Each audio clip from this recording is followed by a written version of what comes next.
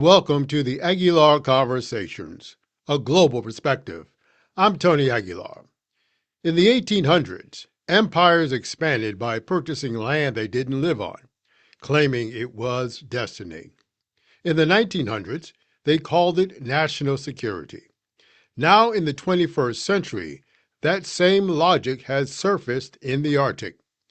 The United States has repeatedly tried to acquire Greenland, echoing the mindset behind the Louisiana Purchase, the purchase of the Virgin Islands, the takeover of Venezuela, and the takeover of Alaska. That territory can be bought and people can be treated as strategic assets.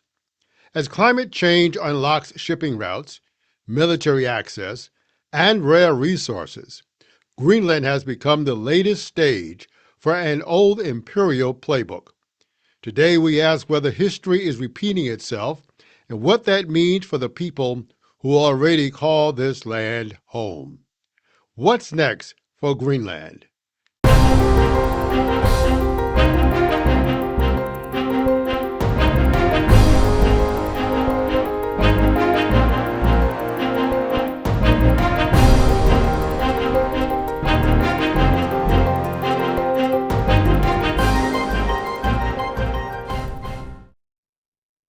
Dr. Marlene Wynn is political science professor at the University of Copenhagen in Denmark, where she is also director of the Center for European Politics. She is the author of several books, and her latest book is The Tribalization of Europe. Dr. Wynn, thanks for joining me today. Thank you for having me. As you and I both know, that Davos is taking place, the site of the World Economic Forum, and I'm quite sure the topic of Greenland is on the tongues of many officials from Europe. But let's be clear that this is not the first time that the United States has made overtures towards acquiring Greenland. They tried to do it after the Civil War with President Johnson, but they also tried to do it under President Truman. But President Trump has been really the first to intimate use of military power, although he did back off from that today. What are people around Europe in the various European capitals saying about this quest to acquire Greenland? I think actually that both in Denmark, in Greenland, and also in the rest of Europe, people are almost speechless. I mean, I think now gradually we are seeing some reactions around Europe in the last few days, but for quite some time, as this has evolved. Everyone has simply just believed that this was a bad movie that we were part of. And why am I saying that? I'm saying that because we have grown up being used to the fact that there's something called territorial integrity and respect for borders.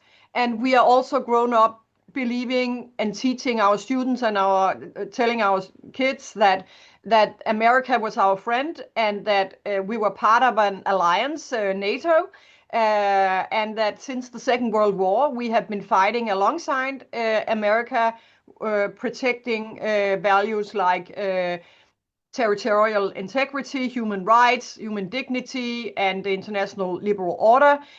So I think that all of a sudden having a president who demands an ally's territory has sounded so absurd and peculiar that it has taken a little time to digest whether this was a bad joke or whether this was in fact a real quest from an ally and actually an ally that has been fighting alongside American soldiers in Afghanistan and Iraq and really taking some heavy losses.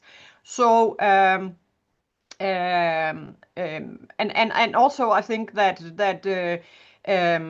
this kind of disbelief in what's happening in the U.S. Has turned a lot of Europeans, also the Commission and the EU institutions, into a kind of modus where we thought of believe, let's wait and see what happens. Maybe it's a bad dream. Maybe something will come along and change. But the further we have gone down the road and seen that this is a reality, a new reality, a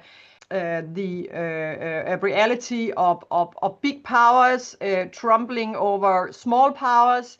I think that what we are seeing now is no longer this kind of appeasement that I would call the approach so far, where we have tried to sort of nudge the administration, the American administration, the White House, and in particular Trump. But I think already yesterday at the Davos meeting, we saw Mark Carney from Canada say things that I think will be the new line from Europe as well. What do you think this is really about, however? It's hard to believe that this is about the national security of the United States. The United States does have an Air Force base there, which is kind of a first defense against any kind of attack from the East. So is it about minerals? Is it about simply imperialism? What do you say this is about? And what do you hear some of your European counterparts saying this is really about? Because it's hard to believe that this is about national defense, just like it was hard to believe that Venezuela was about drug interdiction. Mm. I think that the public analysis has been deliberately to try to pretend that it's about national security. And what do I mean by that? I mean that the approach from the Danish government, also with the visit in Washington D.C. with Mark Rubio and J.D. Vance the last week, the government sort of tried to interpret this still as a question of security. And it has been a choice to say, okay, we simply pretend that it's about that, because if it's about security, then we can talk about how do we collectively do something about insecurity in Greenland and the Arctic. However, everyone knows, and behind the scenes and everywhere in Europe, nobody believes that it's really about that. Most people believe, including diplomats, scholars, journalists, and people on the ground, believe that this is some kind of obsession from Trump. I even don't believe that it's really widely an obsession from his collaborators around him. I think really it is a fetish that Trump has as a person. And of course, there are some hypotheses in our part of the world that it could be about minerals. It could be about the tech giants in California who want access to minerals in the ground, and that they have convinced Trump that he needs to get hold of this. And that is the reason why it's not enough to sort of improve the collaboration on the security part, but he simply has to own it. But I really think that it's a combination maybe of these two things, that an obsession that he wants to acquire it, also to be able to put a flag on Greenland ground and say, I was the president who expanded American territory. And I want to go into history. I want to be in Mount Rushmore with my face. And, I want to be the president who actually made America bigger, make America great again in a literal sense, you can say. But I'm increasingly also leaning towards the hypothesis that the tech establishment has an interest in the minerals, or at least that they believe that they can extract valuables and minerals and stuff from the ground in Greenland, and that they don't want to bother to ask Denmark about this or ask Greenland about this. So I think it's a combination. I don't think it has anything to do with security, because since 1951, America has had full access without any questions to security bases in Greenland, and they have, I think, around 100 soldiers left, but they have over the years taken almost all bases out and taken all security measures out and reduced the number of soldiers to almost no one. So I think it's very hypocritical to go and say that I need Greenland for national security. In my personal opinion and my analysis, it has nothing to do with that. It has to do with a fetish, an obsession with expanding America and the tech establishment wanting access to the raw minerals in the ground of Greenland. We do know that because of climate change, which the President of the United States calls a hoax, is causing the Arctic to melt, which creates additional sea lanes, which a lot of people say would make it open to China and Russia. Now, ostensibly, we've seen European nations start to send troops to Greenland. And so you could say that it is to beef up the fence against that.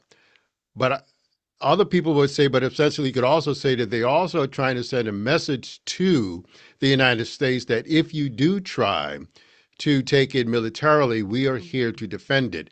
Would you agree with that assessment?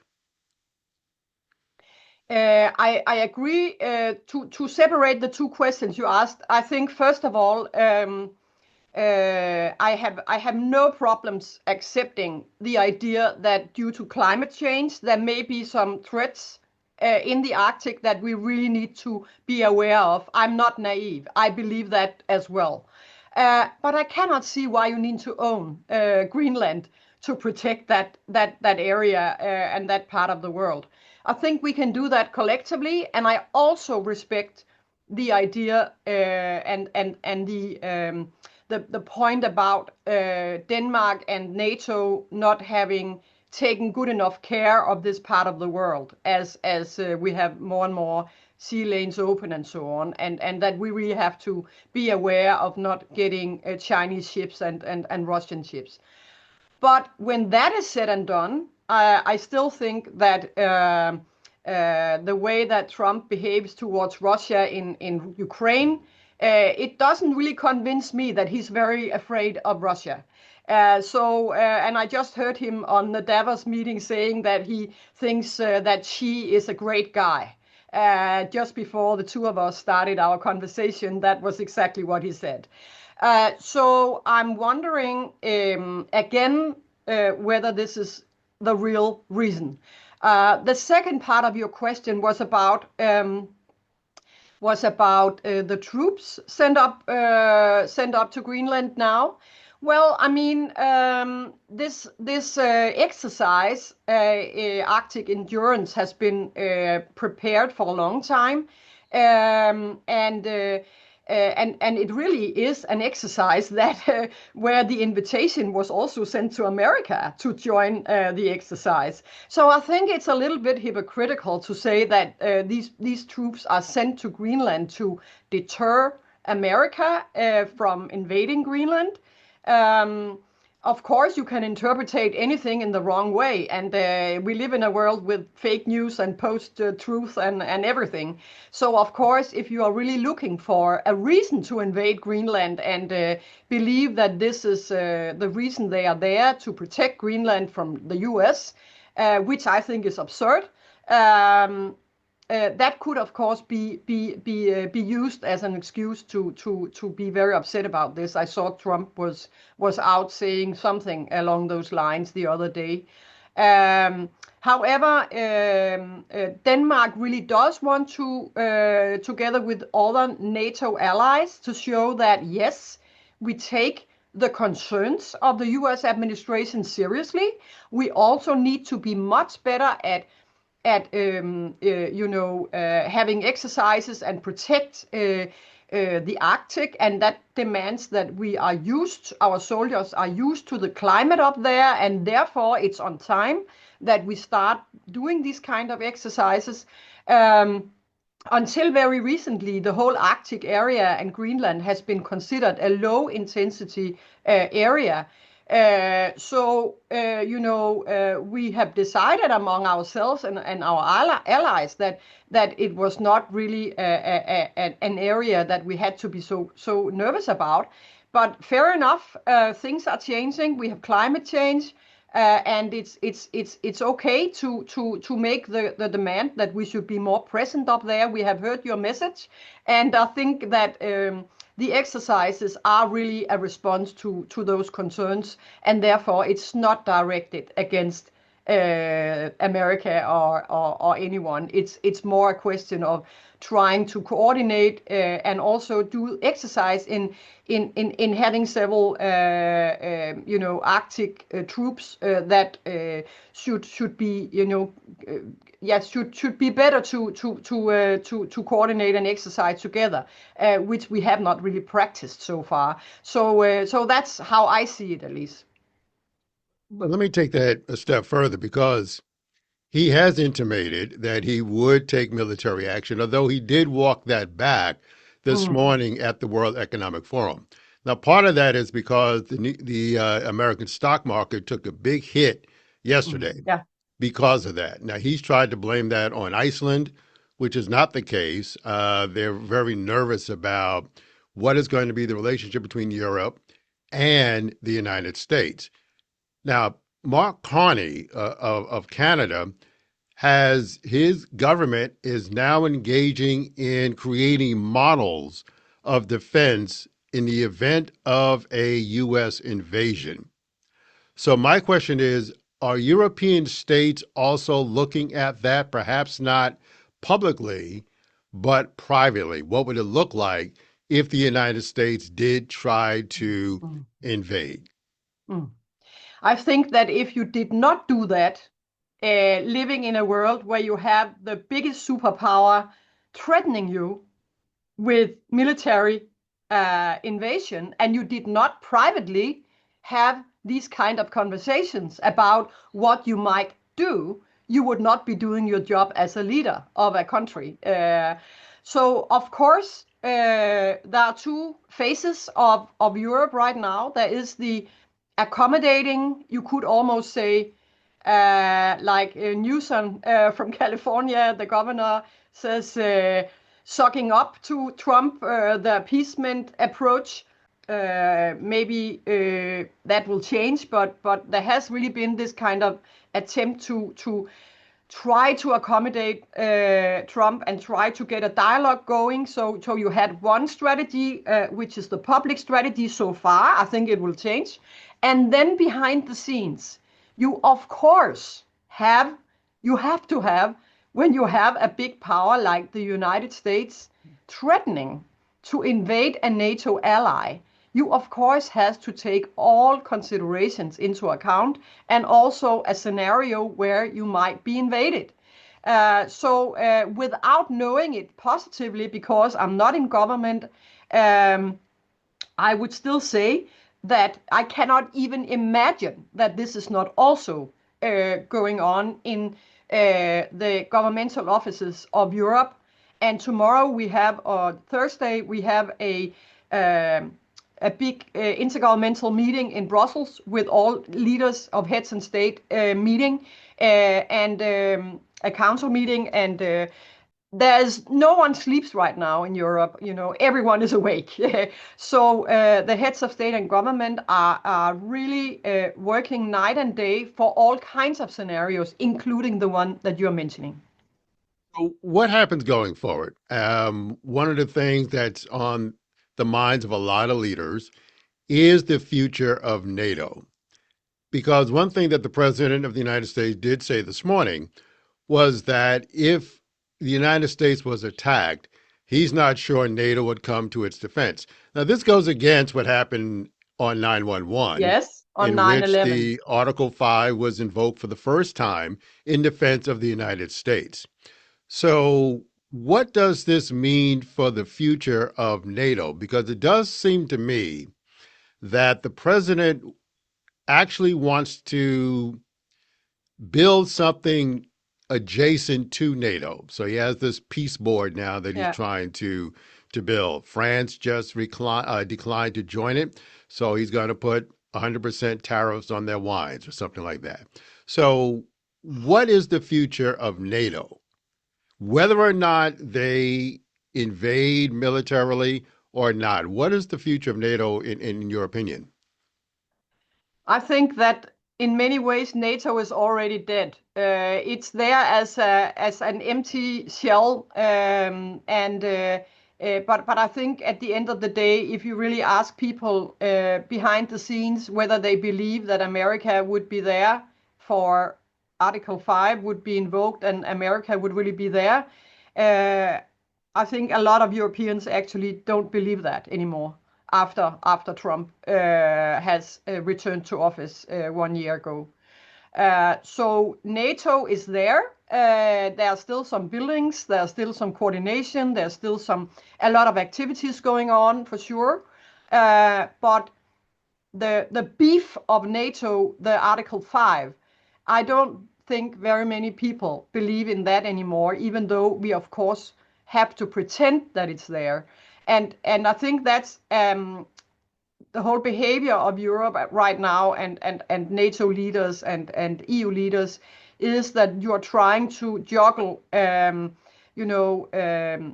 the build-up of some European kind of dimension to NATO or outside NATO. I think probably it will be stupid to throw away all the experience that is built into the NATO institutions. I think we are going to build on that. Also, we want to bring as many friends as possible who are still there and who believe in alliances and in the liberal world order, which we still believe in Europe. So we want to keep Canada and the UK, Norway, as many countries as possible inside. But I don't think we count on America anymore. I think we have lost faith, we have lost trust. And how can you trust a president who one day says he will invade and the other day says, this is a great guy, I like these people, I'll go to a dinner at Buckingham Palace or the royal family, it's madness. So I don't think that the stability and trust is there anymore. So NATO will not go away as formal institution. I think the future we will look into still using everything we built up since the Second World War, and that will include NATO structures. But I don't believe that the US is really there anymore for us in Europe. Denmark itself, if we look back historically over on Denmark, which has been an ally of the United States for centuries, even during the U.S. Civil War, Danes were sending arms to the 13 colonies to defend. I mean, to defend themselves during the Revolutionary War, not the Civil War. But how do people of Denmark feel about what's going on? When you talk to people on the ground, what are they feeling from a visceral perspective? I saw a survey the other day saying that 95%, 6%, 96, I think it was, have lost trust in the US. Danes have developed apps you can put on your phone that you can push when you go out shopping, so that you make sure that you don't buy anything American. You want to avoid that for any cost. I think that it's everyone knows that the Danes would have preferred a democratic president. That's for sure. That's most Europeans. But I think that the return of Trump and the way he has behaved for 1 year is just disbelief, completely disbelief about what we thought America stood for. This city on the hill, this democracy, expanding country, loving country. I've spent almost 2 years myself in the US as a student. I think it's disbelief, and I think it will take if not generations, then at least decades to rebuild, even if you have a return of a more pro-European, pro-alliance president in the White House at some point. I also think that watching the American democracy deteriorate so incredibly fast. It's not just Greenland, it's not just the alliance and NATO and so on. It's also seeing ICE in the streets of America, big cities, putting national guards into the streets, fighting your own citizens. It's the capture of the courts. It's the kind of passivity or non-action from Congress members, Senate members, those who should constrain and protect democracy, doing nothing but just appeasing Trump and being more concerned about getting reelected than fighting for democracy. We simply cannot get that into our heads that this is possible in this critical hour, that you don't see fighting for your country more important than losing your constituents if Trump decides to put a competitor in and promote him or her instead. We have seen what he has done to Kelly, the astronaut who became a senator and who has been, I think, a man of integrity, and the kind of accusations against even John Bolton, and raiding former allies, raiding, charging former colleagues, firing all these people in the State Department, honest people who had worked there in generations almost, who have committed their whole life to service. And also the military, the way he has, treated the military, and even, the selection of incompetence. I mean, selection of ministers, of people. You simply don't believe it, that you can put a TV host into the defense war ministry, or what you call it now these days. So I think it's a much deeper kind of regression we have seen to American democracy over the past year that has made Danes and I think Europeans as a whole simply lose all kind of trust in what we thought was the greatest nation in the world, and that we are so Americanized. All our books in universities are American English. We watch American movies. We love Hollywood. We follow everything you do. And you have been like this ideal for us, for generations. This is hurting. This is hurting so bad. And it's almost like a big sorrow in our hearts to see this happening, also for the Americans themselves. So I think it's very tough. It's very tough. It's not just tough for you as ordinary Americans. It's also really, really tough. It's like losing a good friend. Let me ask you this then. If I look at it from a wide aperture, the European Union is a $20 trillion economy. The United States is a $30 trillion economy. They both need each other. But Europe has the tendency to act as if it needs the United States more economically than the U.S. needs Europe. So how does Europe turn that around? And particularly when you look at, we go back to the beginning of 2025. J.D. Vance comes to Munich at the Munich Security Conference and basically lambasts European leaders. And European leaders basically lay down. Now, there has been some movement. Germany has changed its constitution so that it can increase its military right now. Mm-hmm. But how does Europe really, from an economic perspective, say to the United States that we're not going to let you take advantage of us anymore, either from tariffs or the like? And there are some arguments that can be made on both sides of that equation in terms of tariffs and the like. However, how does Europe begin to stand up to the United States? Because we all know that the only way you get a bully to back off is you have to face him down. Absolutely. I think that's a very good question, and that is exactly where we are standing right now. It's the big dilemma, also because I think Europeans have become quite complacent over the past 30 years after the fall of the Berlin Wall, and we have become used to living the easy life, working short hours, having a lot of holidays. I mean, all the criticism or kind of points that Americans make at us, that we are not hardworking enough, and we have been, to become too dependent on the U.S.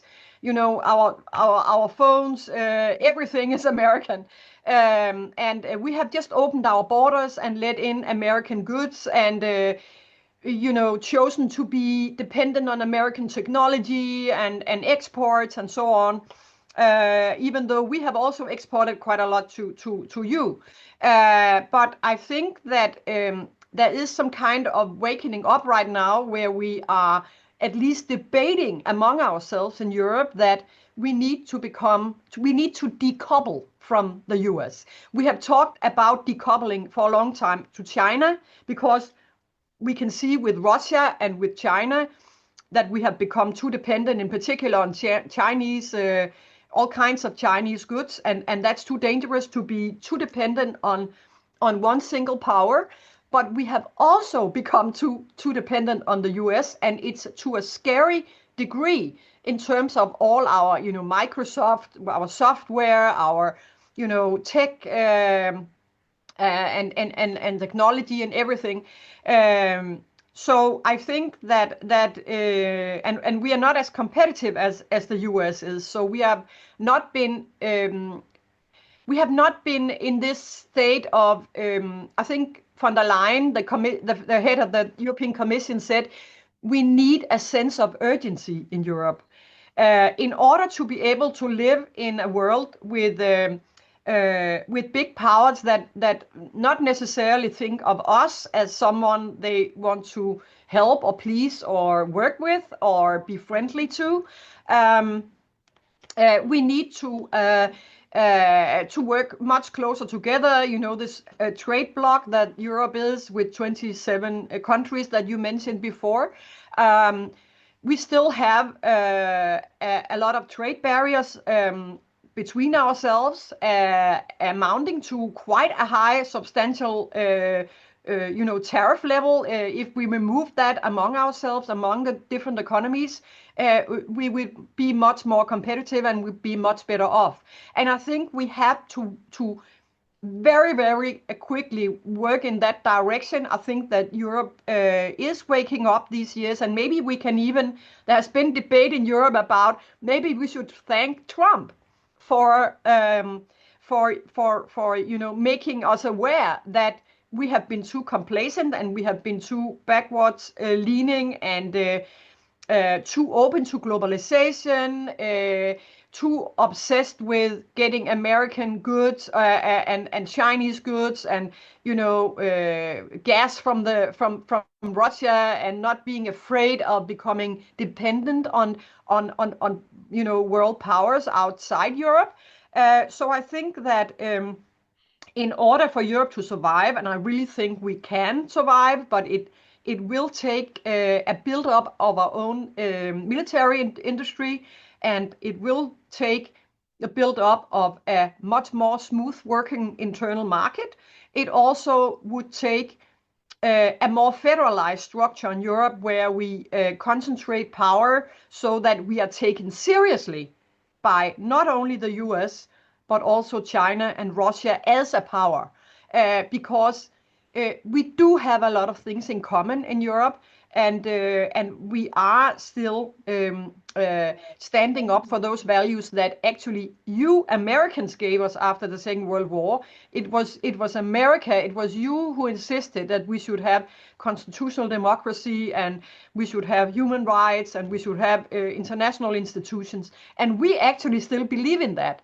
But in order to survive in this world of aggressive big powers that we are facing right now, we need to, also try to become a power ourselves. And I think that will be difficult, because as I always say when people talk to me about this or interview me about this, I always say that we are the nice girl in school.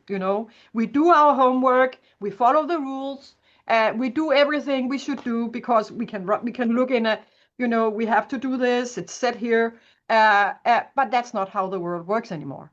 And we need to learn to play the power game, and we haven't learned it yet. Let me ask you this then, because when you brought up that, you can't be dependent upon China, obviously Russia because of their illegal invasion of Ukraine and other things. But as I said before, Mark Carney, for example, of Canada, just finished building a trade deal with China. Australia is looking to build a trade deal with China. So is part of that strategy to begin looking at other partners, whether regionally or internationally, in terms of other nations across the water, for example? And does that open up the world to perhaps a multipolar world, which is something that Russia has talked about? Is there a danger of that? And the third part of my question is, are we in danger of the balkanization of Europe, particularly as the U.S. tries to pick off each European nation when it comes to tariffs? So could you respond to those? Ooh, if I can remember all your questions. Oh, the I first, in think terms that, of China, yeah, in terms of options, China, I right? think that if we have to learn to become a um, a power player, we need to start working with countries and outside our comfort zone, so to speak. And even though we have been a bit reluctant to work with autocracies around the world because we like to work with those who look like ourselves. We have just signed a Mercosur deal, and I could easily imagine that we simply have to step up and also work with China in order not to get destroyed. Because if we work with China, we can play that out and pressure the US. And if the US continues to be as aggressive as it is right now under the current administration, we simply need to tell them, well, okay, if you don't want to play games with us, we will go to China, we will go other places. And that's just, you taught us this. You taught us that is how the world works. And I think that we will, of course, not work with China in the way that we will become dependent on them again. We will also set high stakes in terms of China having to buy goods in Europe to a much higher degree than today. And currently, China is not opening its markets to uh, goods from Europe to the same degree as we have opened our markets to Chinese goods. So that will also be, us fleshing the muscles and, putting up demands to China. So yes, I think that is what's going to happen. And we will have to play that card, so to speak, vis-a-vis the US, because that might mean that we will buy less goods from the US that we normally bought from the US. We will probably turn to someone else for those goods instead. So I think you are pushing us in that direction. You are pushing us to do that, I think that's what we are looking into. Then your second question was the balkanization, or was it another question? Oh, The JD Vance coming to Munich, trying to intimidate us, and also the tariffs going to some countries and not to others. Well, you have also gotten the very, very clear message from the current administration that, you just don't like Europe. I mean, you don't like us, you don't like our democracies, you want to play games with the extreme right. You are trying to lecture us about democracy. We think it's ludicrous, to be honest. I think it's offending to listen to JD Vance. I think he's a very unpleasant person. and him coming to tell us about free speech. I mean, look at free speech in America. You have jumped from a middle position in free speech to the lowest in the West.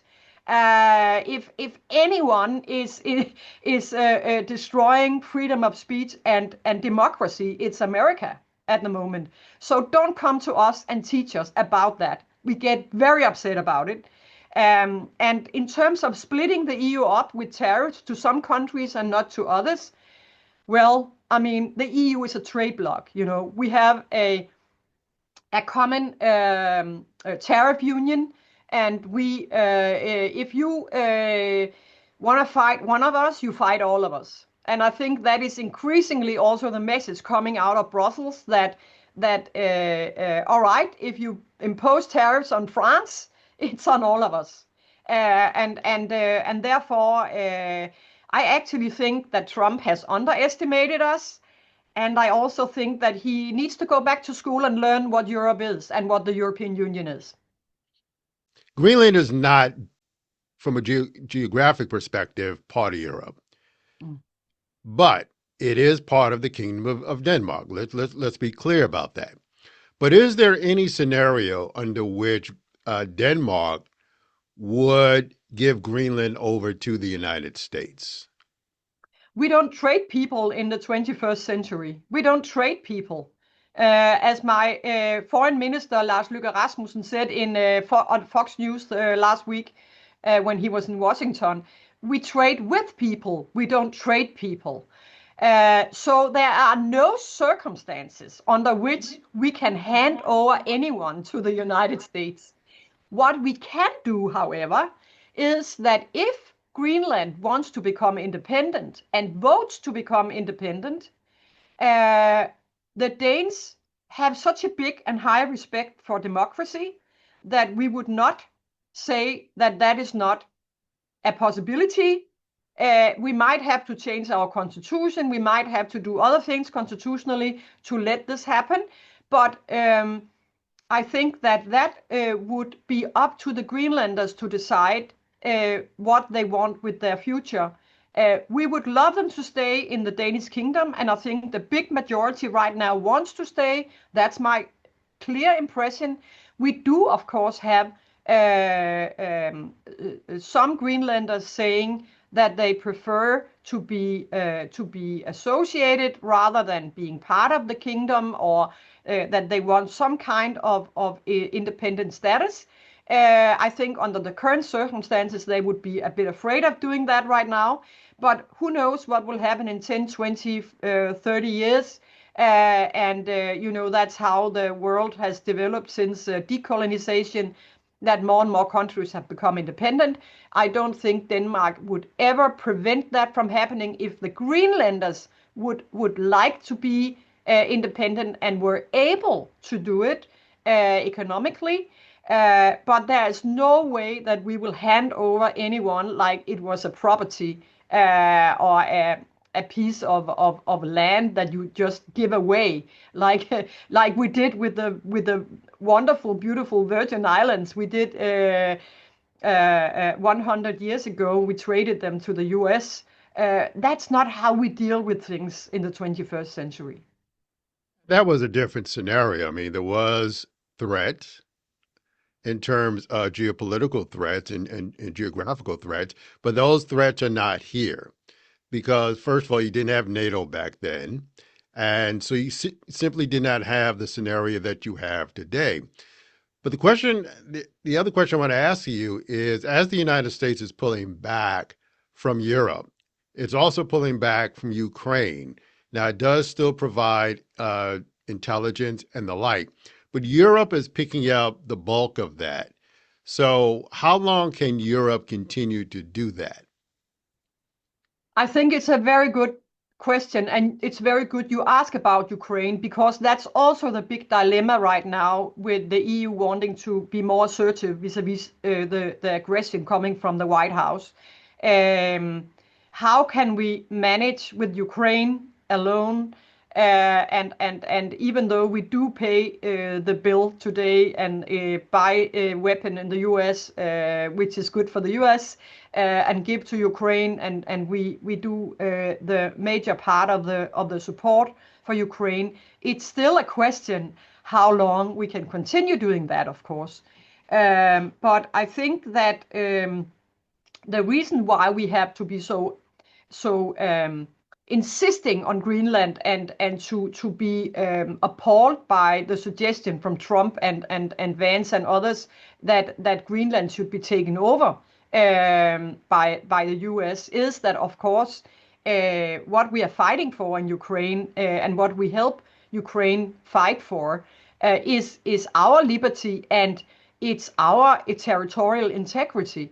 So we cannot, on the one hand, trade a piece of land to the US within our own alliance, and then on the other, give up on Ukraine. So I think Ukraine is so important to Europe, and we have now been investing so much in this whole question of Ukraine that we cannot back down on that. And therefore, I think that Ukraine will be member of the European Union very, very soon. The US does not want Ukraine to be member of NATO. We regret that very much. We are very sorry about that, because I think Ukraine belongs there. We promised Ukraine in 1994 that if they gave up their nuclear weapons, the US would be there for them, and we have let them down. And I think it's a scandal. I think it's disastrous. I think it's out of this world that we have let them down in this way and not really helped them enough to win the war. It could be won so easily because Russia is very weak, and the way they treat people, the way they treat their own soldiers, it's incredible. It's incredible. It's outrageous the way they send prisoners into war, and even people from North Korea, and handicapped people, and young soldiers who are not trained well, and so on. So I think we have let Ukraine down, all in the West, including the US. I would say, in particular, the US have let down Ukraine, because you promised them that if they gave up their nuclear power or their nuclear weapons, we would be there for them. And had they had nuclear weapons, nothing would have happened today. So I think it's very important for the EU to continue helping Ukraine, and it's not helping Ukraine, it's helping ourselves, because Ukraine is part of us. And I think they will very soon become part of the Union, even though it's of course very, very difficult also in terms of convincing the Europeans that Ukraine is sufficiently democratic and all this to become a member. We have all these criteria and so on. But I just think there's no way around it as the geopolitical situation has evolved. And there, even though the EU is not a guarantee against anything in terms of weapons and defense, I still think that being part of the Union, we actually face an enemy that then would be fighting the European Union, which I think it would be, completely madness to fight the European Union. So I think that what we are looking into is, maybe at some point a peace deal where we could then say it's relatively stable and so stable that we can, legitimize to take them in and then put European soldiers on the ground to protect the border. This administration is around for another 3 years, hopefully, assuming that there will be elections in 2028. But, when Joe Biden was president and he famously said America is back, and European leaders asked the question, yes, but for how long? Well, we've kind of got the answer to that. And so the question I have for you is, in 4 to 5 years, do you think the relationship can be repaired And where do you think this whole scenario in terms of Greenland, what will be the ultimate resolution of this? I think I also already touched upon the question of whether it could be repaired, and I think I said that it would take generations and certainly decades, because the distrust has now been so incredibly deep.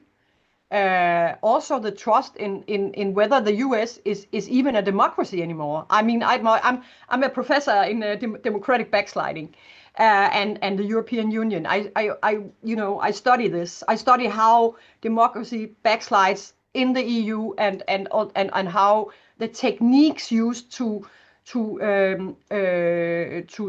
further backsliding, and what kind of remedies and the instruments are used by autocrats. And I must admit that I'm not telling my students anymore that the US is a democracy. And I think we will see it in the new ratings that come out of VDEM, the VDEM project in Göteborg, which is the What do you best say the rating United States is? institution. What do you say? What do you say the U.S. is when your students ask? I think it's a hybrid regime. So it's not a liberal democracy. It's probably more a hybrid regime, which has traits that are democratic and elections and so on, competitive. Electoral or authoritarianism is also where you you have elections. On the surface, it looks democratic, but in reality, if you look into the matter materially, it's actually not working as a true democracy. So. So I think it's a broad question you ask about whether it could be repaired. Of course, it can be repaired if the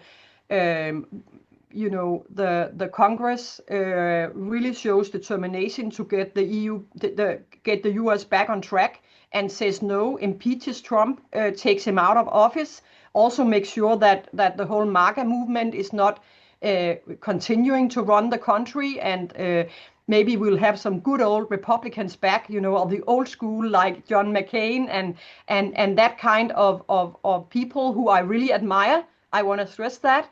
I think there have been so many amazing and amazing Republicans around. So I'm not propaganding.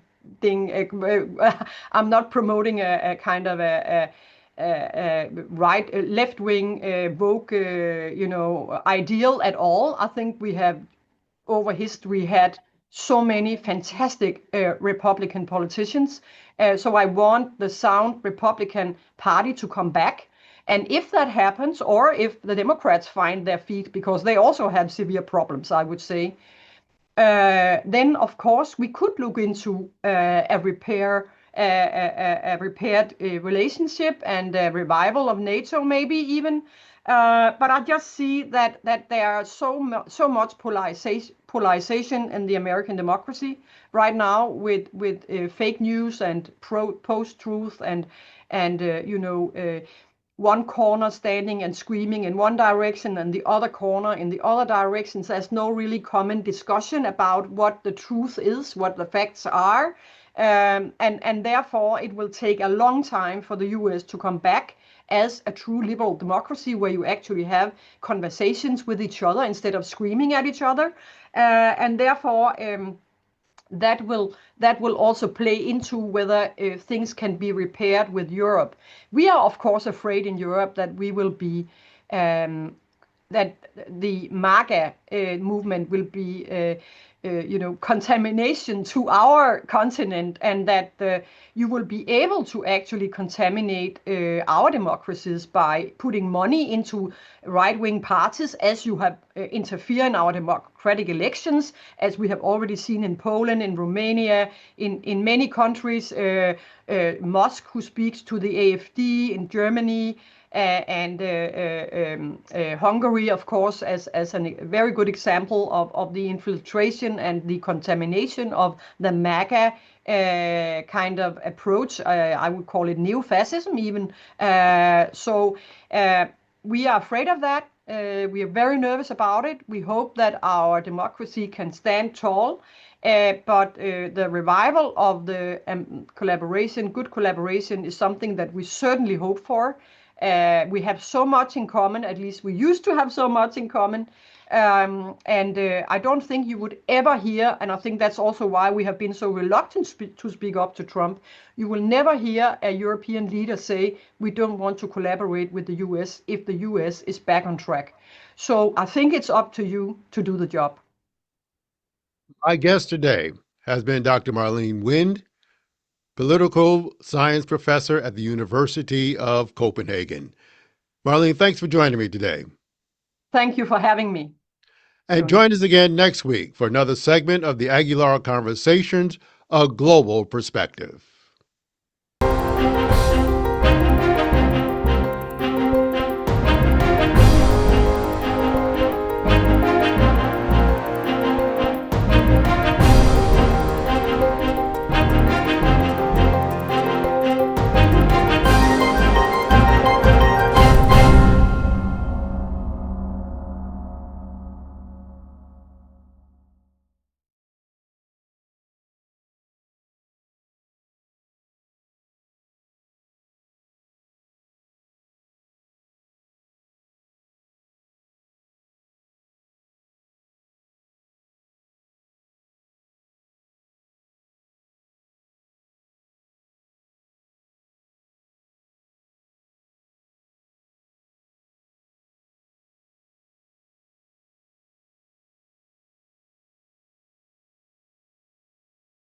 That the extreme right in Europe, the French Marine Le Pen and her young follower Bardelet has been out saying that Trump is mad. We simply cannot accept what he's doing to Europe. And I think you are seeing that not in Hungary, but in most right-wing leaders right now have been out denouncing Trump. And therefore, I simply don't believe that you can tear Europe apart. You may be able to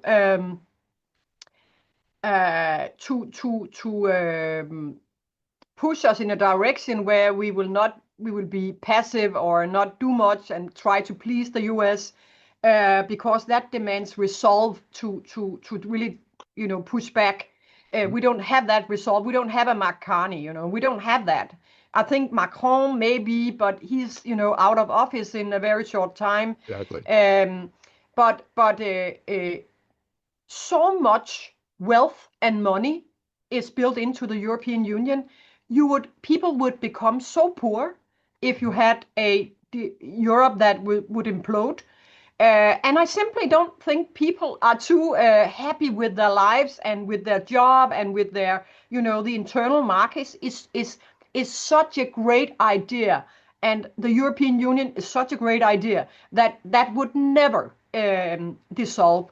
Look at the UK. What happened to them after they left? Their economy has plummeted. It's a disaster. In 1 year, the GDP of Poland will exceed the UK. Poland, which was just as poor as Ukraine in 30 years ago.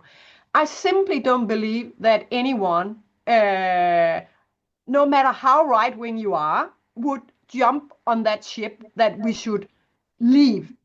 Brexit has been a disaster. And that is, I haven't heard one single voice. Even Orban wants to stay in the EU. Marine Le Pen wants to stay in the EU. It would be the right route to not getting re-elected, to lose your power, if you were ever to suggest something like that.